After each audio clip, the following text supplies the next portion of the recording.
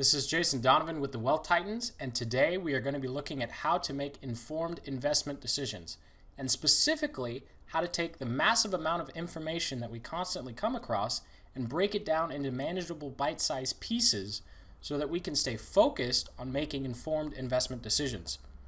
Now, decision making is the most important part of the investment process.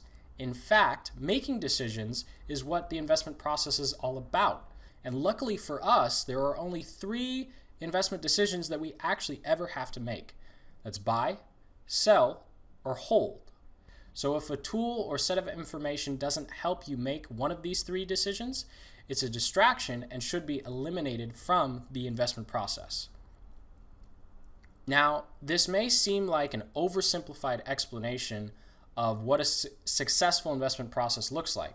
But we know that this is the fastest way to not only process information, but make informed decisions, because this is how professionals operate.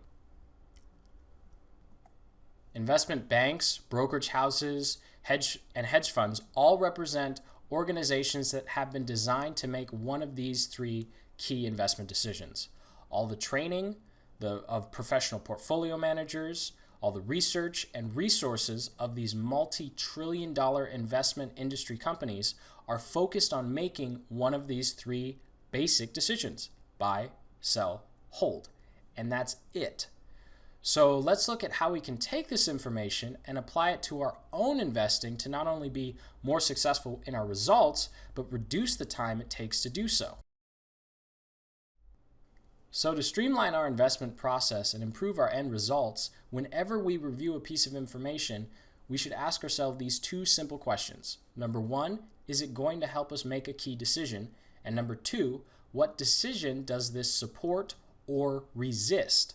And following this simple process allows us to take massive amounts of information and compress it down into actionable content that can be used to make informed investment decisions.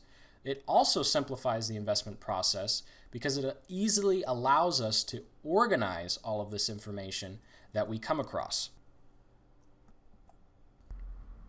For example, let's say you're looking at a company's financial statement, or you hear on the news that its earnings for the year were negative. So depending on whether or not you already own the stock or not, the information would play out as follows. If you're looking to purchase the company, the information would act as resistance to making a buy decision.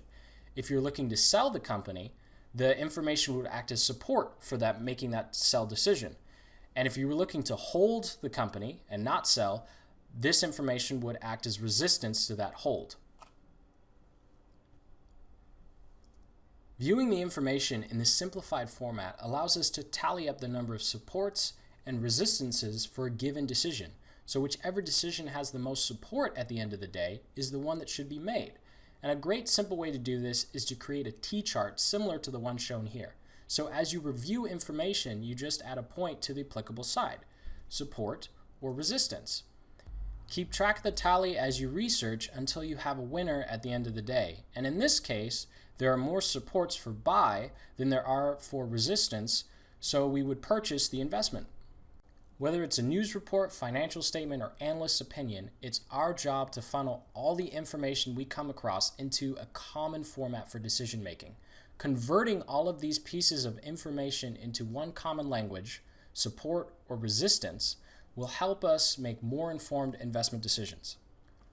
I'm Jason Donovan for the Wealth Titans, and thank you for watching. I hope you found this informative. Please go ahead and comment below if you have any questions, and don't forget to hit subscribe. We'll see you next time.